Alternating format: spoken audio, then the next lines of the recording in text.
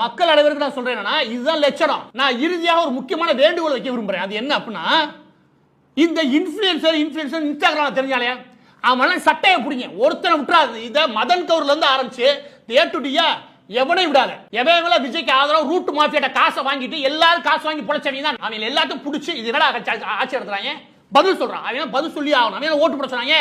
ஊருக்குள்ள எல்லாத்தையும் brain wash பண்ணது அவன் தானே, மூளை செலவு பண்ணது அவன் தானே. இந்த மதன் கௌரின்றவன் இப்ப இங்கே காணவே காணா.